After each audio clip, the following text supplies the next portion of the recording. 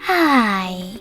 In front of me is POCO X5 Pro, and today I would like to show you how you can manage vibration settings on this POCO.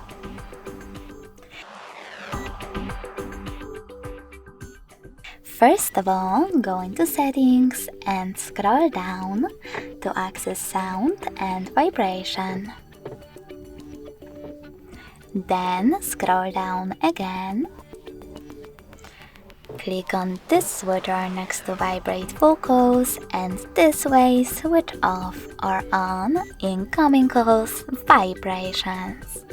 You can also click on this one next to Vibrate in silent mode to turn off or on vibrations while your device is muted.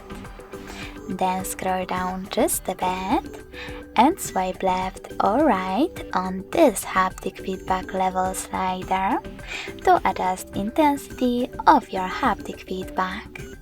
You can also disable haptic feedback completely by tapping on this blue switcher next to it.